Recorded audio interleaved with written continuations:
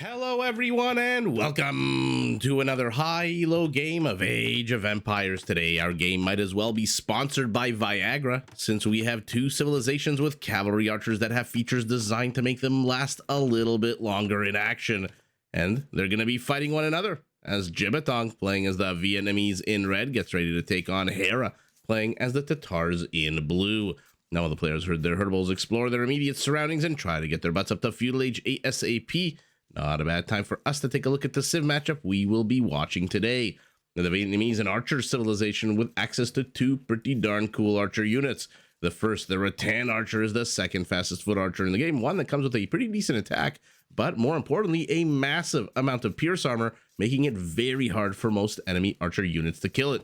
The second is their other unique unit, the Imperial Skirmisher, a better armored version of the Elite Skirmishers that comes with an even higher attack and bonuses against foot archers and cavalry archers. Now, if that wasn't enough archer for you, every single unit that comes out of the Vietnamese archery range, well, it comes with 20% more HP. There we go. Rhino gets poked. Rhino gets pulled. To support their range units on the field of battle, Vietnamese battle elephants do get an upgrade that adds 100 HP, capping out at a pothead 420, and the Vietnamese get conscription free of charge and automatically, which means they hit the Imperial Age. Their military-industrial complex, I should say, hits the Imperial Age running. Now, to afford the cost of training their range units, their battle elephants, basically their entire army, all economic technologies cost no wood whatsoever and are researched twice as fast as normal, and the Vietnamese lumberjack, of all people, can be upgraded to generate a small amount of gold while he or she cuts down trees. Now, unlike other civilizations that have features designed to protect them from raiding, keep them safe from attack, the Vietnamese have a feature that does the exact opposite, allows them to focus their attack a little bit better. Let's remove the double line of sight and take a look at Jibatong's line of sight. Do you notice anything out on the minimap? Oh, you should, because floating out there in the ether, in the darkness, is your enemy's town center. You start every game knowing where your opponents are located out on the map as the Vietnamese, which again does allow you to target your scouting a little bit more, does allow you to see, information is power in every single war game, real or RTS, and so not a bad feature at all. Let's take a look. Speaking of opponents and opposing town centers, Hera, playing as the Tatars, civilization that does whatever it possibly can to push you towards mounted units. Their cavalry archers come with extra line of sight. They get Parthian tactics and thumb ring for free. Some of their mounted units, including their step lancers, their cav archers, and yes, even their scout line units, can be upgraded to get extra armor. And both their unique units, that's right, not one but two of their unique units, are in fact mounted. The first is the Flaming Camel, basically a mounted petard, comes with an attack bonus against all various types of mounted units, cavalry, camels, elephants, etc. And the second is the Keshik, a medium cavalry unit that actually generates gold, albeit a small, tiny bit of gold every time it attacks an enemy unit. Now, once your army is out on the field of battle, very important for the Tatars to take this, not just an empty hill, but in fact high ground. Instead of the usual 25% extra damage that's done from the high ground in Age of Empires 2, the Tatars do 50% more damage. And by the way, that becomes even more important in the later stages of the game, because the Tatars can upgrade their trebuchets to have extra range, capping out at 19 freaking tiles. Now, I don't know exactly how many tiles that is, but about approximately that. That is ridiculous in terms of range. Now, economically, to help them feed their warriors and the various beasts that they ride, Tatar herdables do contain 50% more food, so their goats are injected with a little bit of, I guess, not human growth hormone, but maybe goat growth hormone. And starting in Castle Age, every time Hera builds a new town center, it will come with 2 free sheep underneath it. And together with the bonus I just mentioned, 2 free sheep is not 200 food. It is actually closer to 300 minus decay, of course. So those are the two civilizations we've got in front of us. Like I said, cav archers, some with more HP, some with better line of sight and extra armor. So in fact, abilities and features and upgrades and so forth that allow them to last a little bit longer on the field of battle. Attack path between the two bases, pretty darn open. I mean, aside from this forest, which is fairly large. I'm actually looking at the minimap. These forests are pretty damn big. So I'm expecting to see some good cav archer play. Hera, by the way, has not claimed his back goats. That being said, Jibatong is nowhere close to them. He knows where his opponent is, and so taking a bit of a wider loop-de-loop to maybe explore, see some relics, see some resource patches out on the map, and it will be, in fact, Jibatong who hits Feudal Age just a few seconds ahead of his opponent. Now, if you're not familiar with Jibatong, this is not a player I think I've ever casted in a 1v1, even though his elo suggests that I probably should. But this is a player that we are, if you've ever joined our live streams and we've watched some 4v4 Rage Forest or any real 4v4 team games, basically, this is a player you should be familiar with, I believe out of China, from the Lingyuan clan, the new clan, or I shouldn't say clan. Lately, it feels like dirty to say clan. Team, let's say, that was started recently. Mr. Yo, Vivi, they're all part of it. And so every time we've watched basically a Mr. Yo team game, Jibatong has been there as well. So we've seen him in action. Good micro out of him, if I remember correctly. We'll see how he fares.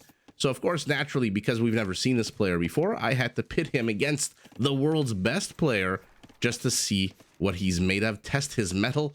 For now, with Loom, his villagers are enough to show away this scout unit as Hera begins poking into the front. Jibatong beginning to wall off his base. Good time for us to take a look at his base. Man, these forests are so thick and juicy. Hey, get back to work. Hey, get back to work. He right-clicked maybe a little bit too close to the tree, but not exactly on the tree.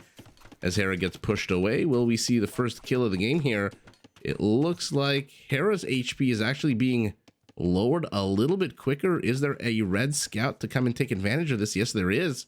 Ooh, but he won't because he's got 6 HP. It looks like Jibatong has managed to get the first kill of the game. I apologize, did not catch that. Now he gets the second kill of the game. So he managed to get a villager on the other side of the map. We'll have seen that in picture. And not surprising, I missed the first kill of the game, but did, I believe, catch the second kill, and definitely going to catch a few more kills here. Action already, by the way, starting before I can even look at the positions of the players. I like Jibatong's base, primary gold, and stone to the rear. Although the way he's walling it off, this is pretty much the only resource patches that he's going to get a hold of. Oh, and he's trapping Hera. He is trapping Hera, but Hera says, I'm not trapped in here with you, silly. You're trapped in here with me. Attacks the villagers, runs away. Couple of scouts chasing the very, very weak scout. So what do we want to watch? Do we want to watch the 3v2? Hera takes the high ground, but will ultimately lose. And as we watch this, the other scout that was being chased on the right side of the map, top right side of the map, it looks like Jibatong lost them as well. And Hera, just being so annoying, finally turns around, finally dies. And the kill count, 3 military units apiece, plus the 1 villager that our Vietnamese killed earlier. Gold forming part of the wall off, not terrible. Again, these thick forests. By the way, he's managed to get a relic inside of his wall off, which he has seen. But look at the scouting for our Vietnamese, fantastic. Has seen the relic to the center, which has been generating on Arabia lately. Okay, you think you're on rune stones the way it so regularly generates right in the dead center of the map. Extra gold and extra stone in the forward position, so these are going to be a bit difficult to mine if the battle ever moves here. Speaking of battle, speaking of wall-offs, look at Hera. Primary gold in the kind of rear position, Tesla-shaped gold stone patch, pardon me, in the forward position, but that's okay, because inside of his base, he's got stone, he's got gold, he's got a third forest as well, although Jibatong has managed to get 4 forests in his. Hera just 3. And Jibatong is back, somehow managed to find a missing link in the wall off. Not too sure where it was. If he moves back there, we'll see it. Oh, and Hera, what is this? Okay, very afraid. This is like a Saving Private Ryan villager here. He has a special treatment. And now Hera is going to use him to help attack, or at the very least, zone out these units. Okay, so he was sent south to build a lumber camp. He didn't want to risk it. There are, in fact, 2 units here, and there's that gap right underneath the stone. I wouldn't be surprised if we see a palisade go up, unless Hera wants to use that. Well, what's the Shakespearean word? Exeunt? Well, how do you pronounce that? E-X-E-U-N-T? Exeunt his own units? Let's see if Jibatong has his own. No, he does not.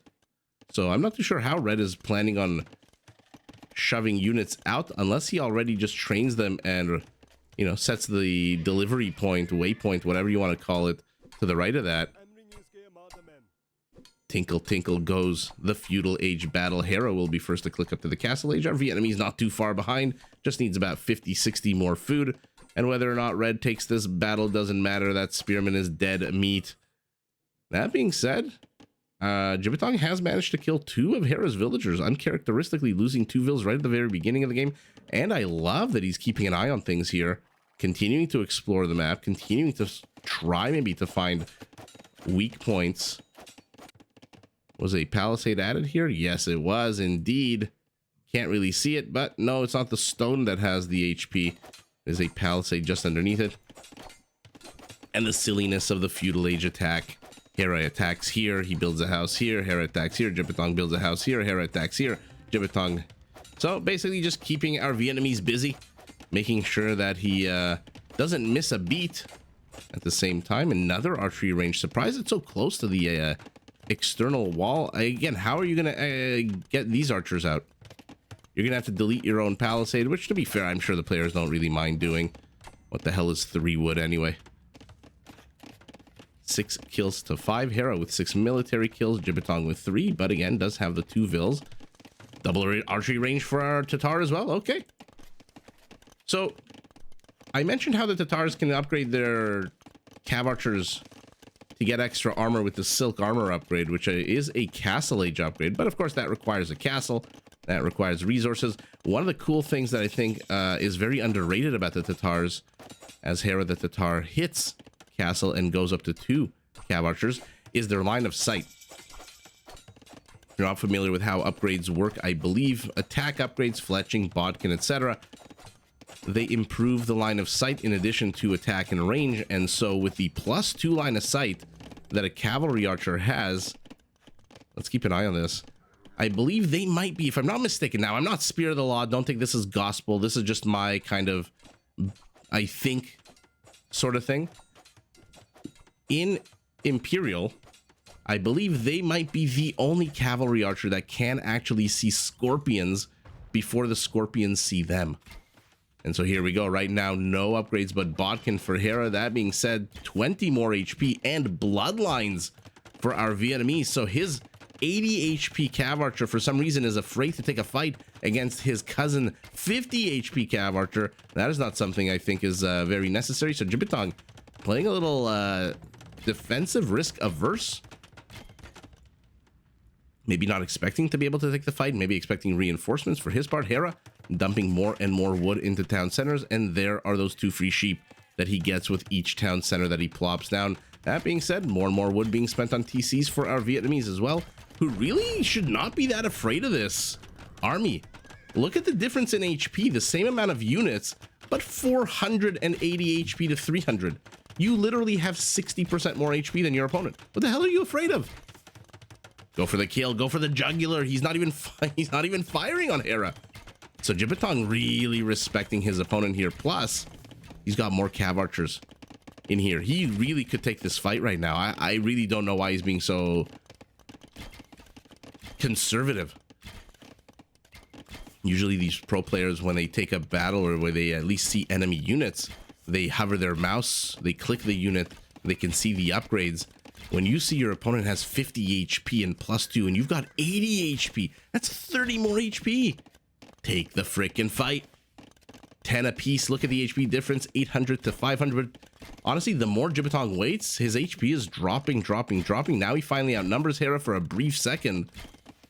Hera managing to do quite well here, despite the defender's advantage and the fact that Jibatong has just been training cav archers non-stop. Yet again, our Vietnamese is inside the base. Where is he shoving these units in? It's got to be here, right? Between the stable and the stone. That damn stone pile. Is anyone mining stone? Speaking of, nobody's mining stone. Hera's getting ballistics, getting armor for his cav archers, of course. Now finally realizing, hey, wait a second. Should I really be pressing into here? Because my units don't have bloodlines. Is getting bloodlines. That being said, Jibatong's scouting. This is what I was talking about, his micro coming in, managing to push, or at least hold Hera here. I was going to say push him back, but I mean, Hera getting pushed back is voluntary, since he himself is doing the running away. No. Okay, armor and ballistics as well. So both players are going to have the exact same upgrades. We're in 36 seconds. Silly villager crosses the battlefield. 2 of them. She did not get the evacuation order. This guy just cock of the walk, tried to walk And so Hera evens up the Vil kill count. Scout is now magically teleported outside of the Tatar settlement. And what the hell is this? Why is Hera being given free reign to just run around? I guess town center here, and town center here. If you can look at the squircle shape of the range, just kind of keeping him pinned back. Although to be fair, what is this, like 5 tiles he can cross with his 80 HP cav archers? I don't know that he necessarily needs to be so afraid. If he dive bombs into the rear of that base, he can get a good amount of damage done. The moment though, 13 kills to 6. Hera just expanding his kill lead up to 19 cav archers to the 16 of his opponent, who is also getting husbandry and will actually, for a brief, about 35 seconds, 40 seconds, might upgrade his opponent here, because he's going to have +2 armor. Hera doesn't have that yet. And so Jibatong, yet again, I mean, he doesn't know what we know, because we, of course, have the God's Eye caster view. He doesn't know what we know, which is that his upgrades are, in fact, better, and his units are therefore better. 2 scouts are going to try to find this one who's been hiding here in the forest for the longest of times. There we go. Hera finally plugs in. I'm assuming there's that wall, by the way, that palisade wall. Now you can see it.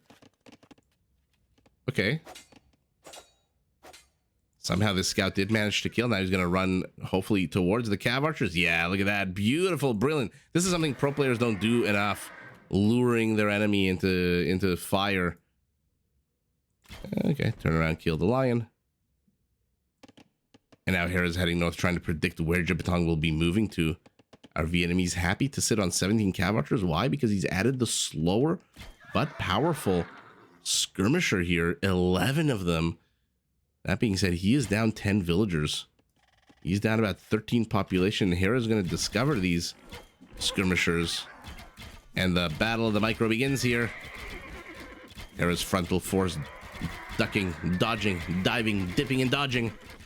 All the arrow fire from our Vietnamese. That being said, Jibatong is not exactly microing his skirmishers. They're kind of attacking this forward portion, while their back half is just running amok here. Although, to be fair, both players losing a decent amount of units. Jibatong's numbers are lowered. Finally realizes that he's got a bit of high ground here that he can take advantage of. And now he's trying to do to Hera what Hera did to him. But will the numbers work out here? Let's see. Let's highlight. Oh, look at the HP now. Hera's at almost double the HP, but skirmisher to the south. More skirmishers. Defenders advantage out of these two very close archery ranges. Push back the Tatars. So Hera is not throwing his cav archers, even in exchanging them maybe 1 for 1, which is pretty optimistic for Jibatong. I don't think he got a 1-to-1 exchange there. Ooh, pathing for your reinforcements. One dummy did not get the memo that, hey, we're not attacking anymore. And so he charges in and dies. But Hera obviously wants to keep these cav archers around for a while. Otherwise, he would have been happy to keep trading them out against Jibatongs, who, to be fair, is down to 5 cavalry archers. Ugh. So the fact that he ran away, lives to fight another day. Where's the monastery? Where's the monk? No relics for either player. I'm basically assuming, hoping it doesn't make an ass of you and me, that a monk will pop out of here shortly and then start healing these units, because Hera is nothing if not a babysitter at heart, and he loves to keep his units healed up. Look at the gold for both players. Well over 1,000 a second ago, but a few cav archers deplete a little bit of gold for our Vietnamese, who adds a 4th. Actually, pardon me, let's zoom out and see if it's a 4th. No, it is a 5th with the 1 to the rear here. But this is a scary, scary army. Our Vietnamese will be first to hit Imperial. Hera still needs 500 food. Never mind. He is force dropping like crazy and clicks up as well. About 15 seconds behind his opponent. He's ahead now 11 villagers. He's ahead in army count as well. Both settlements are nice and closed, which I like. Especially when you're playing against Hera. Especially when he's got a civilization with access to Tatar. What the hell is this? With access to hussars, not Tatars, which the Tatars do have access to hussars. Pardon the silliness. You need to wall off against Hera, because there's a reason he's starting to add more and more light cavalry, because the man just loves his hussars, and the monk doesn't get a chance to do anything. It's in fact our Vietnamese player who has 1 relic at the moment. Thumb ring as well. Not too sure that's going to help with killing Hera's moving units, but it is what it is. Skirmishers are doing a lot of walking, not a lot of firing. They are not enough, it looks like, to one-shot these cav archers, although he seems to be picking off the weaker ones. And our Vietnamese is in a little bit of trouble. He's got a big old cavalry archer army here and a beautiful, beautiful bath stopper plugging the leak in the bucket castle here. This is gonna stop Hera from moving in unless Hera decides to commit to this. And doesn't. He's got 18 cav archers. Oh, no, Hera, no, Hera. What are you doing? Skirmishers to the rear are firing as the castle continues to go up. And now the castle's gonna fire as well. Could kill one of these. Yeah, it does. And 18 cav archers, or rather 19. I think there was one dead one by the time I clicked it. 19 becomes 9. Hera, a disastrous adventure in the front of this basin. Like I said, from Jibatong, fantastic location. You know Hera's going to push right into the front. That's exactly where his momentum was carrying him. He didn't pivot to the south, where, to be fair, his cav archers are not going to be able to do very much over here to bust in before Jibatong can respond. And that castle, Hera, ooh, what a bad decision. To be fair, it managed to get a few more Vil kills. Managed to get a good number of kills, but losing that many cav archers, does he care though? He's up to 20 light cav. Armor on them is going to keep them nice and safe from these skirmishers. Chemistry, more armor, and lumberjack upgrades tell us basically that our Vietnamese is not done yet with his archer units. Hera does have the gold for the Hussar upgrade, not exactly the... No, never mind. He's spending all his resources.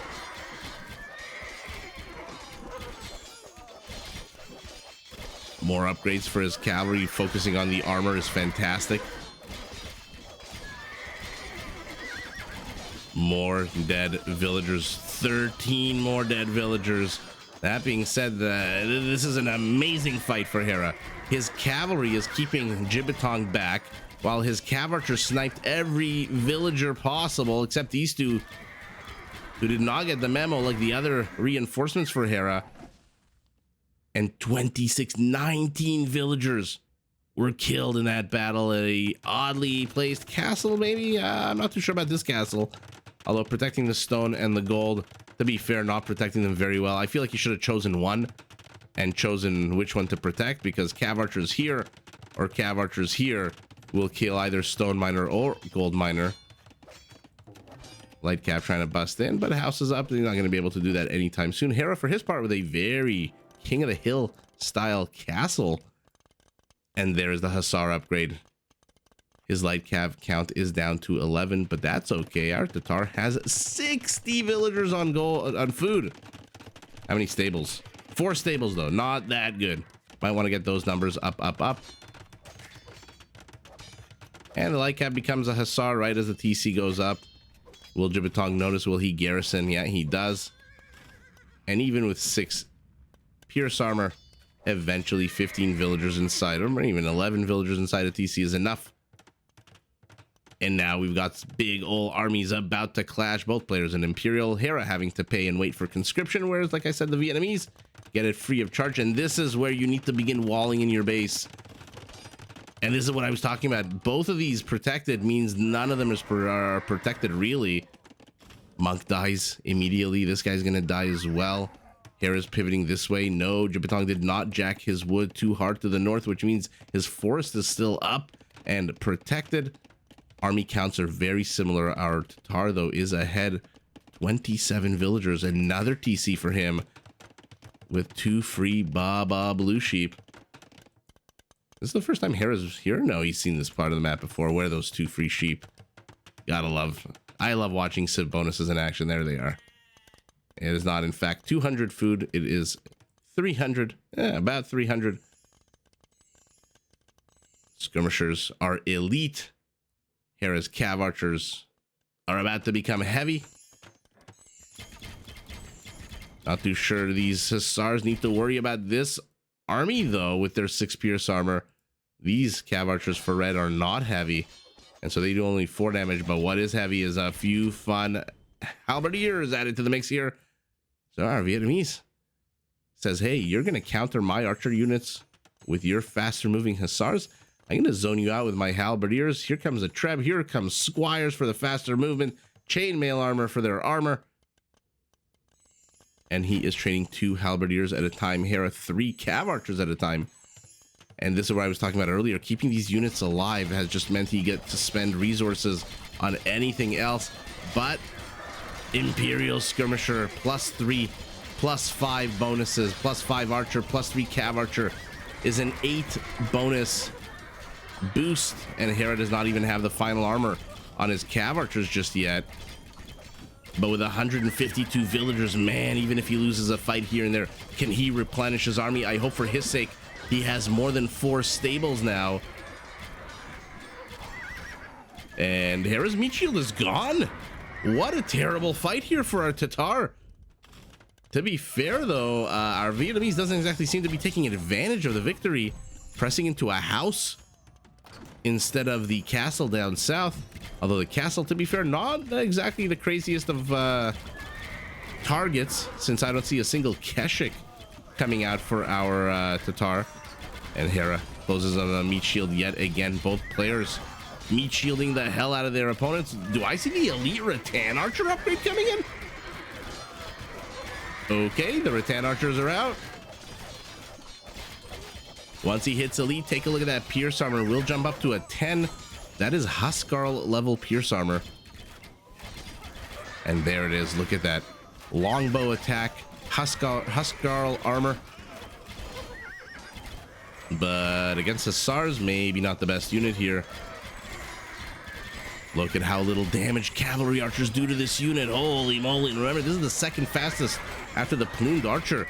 So mobility and tankiness here on the side of the Vietnamese, as is the hill bonus. I'm really surprised Hera is taking this fight, but the reinforcements are streaming in more and more.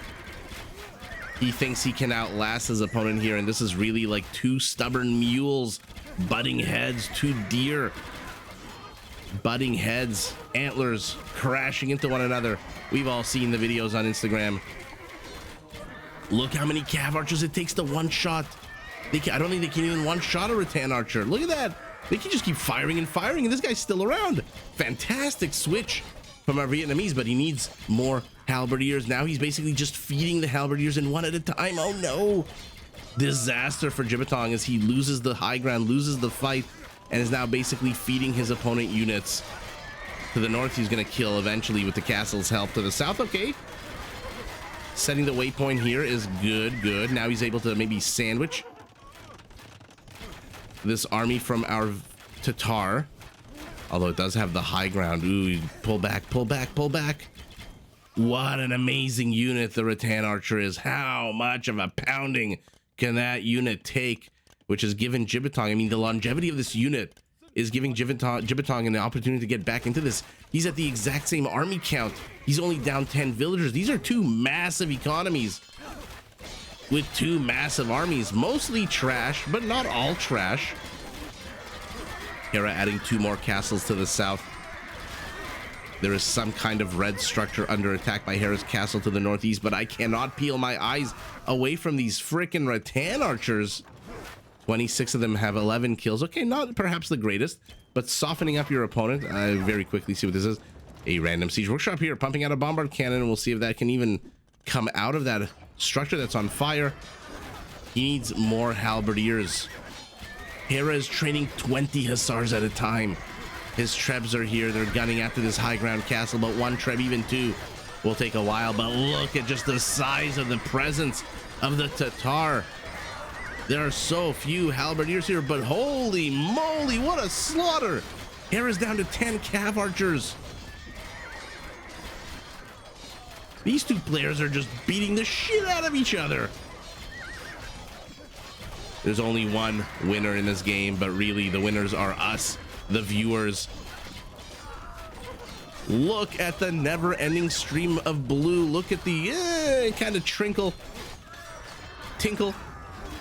tinky winky stream of units from red, who for the second time gets overwhelmed and taken off of this castle. I don't know if that bomber cannon even managed to train. It looks like there's a dead unit here. No, those are 2 villager backs.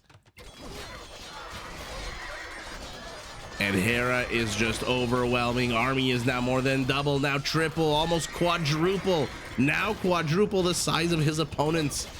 And his opponents streaming units yet again, one in at a time. To be fair, the castles are still up. They're getting repaired. Jibatong has a good, healthy amount of stone, so no risk of losing that castle anytime soon. The problem is, where the hell's his military-industrial complex? He's not training any units. Why is he not training units? The castle is down.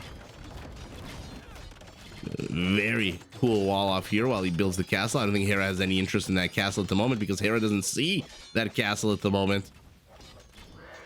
More lumberjacks. Hera inserts himself into, and this is I mean, I don't want to call GG, but down 40 population. Hera raiding your ass.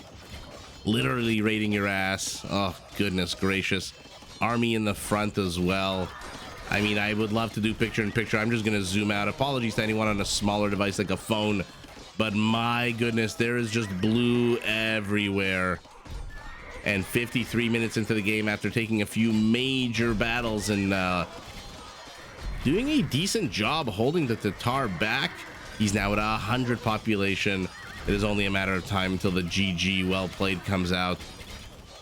Castles are doing whatever they can. That castle up to the top right is up for whatever good that's going to do him. Okay. And Hera is just everywhere, and there it is. Wow.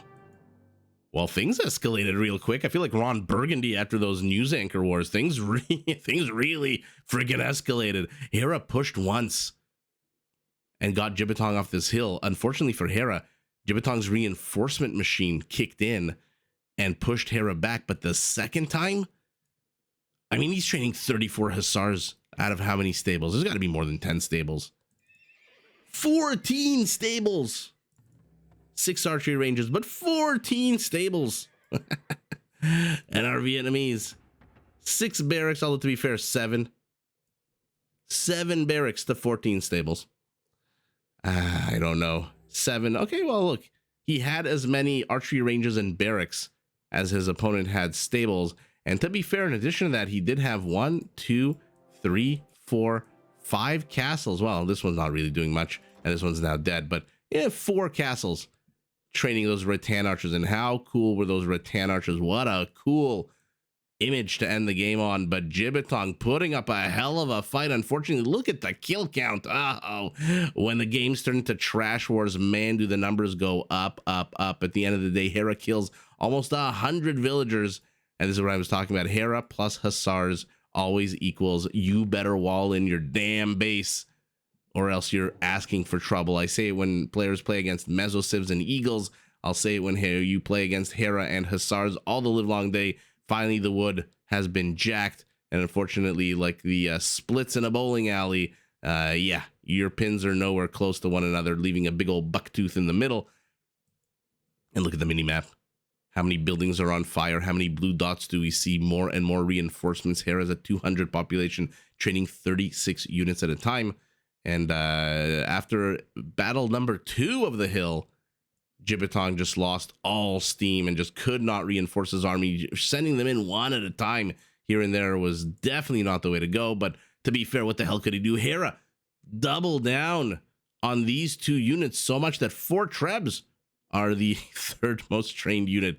Whereas Jibatong did not look not a bad army. 219 archers, almost 200 halberdiers.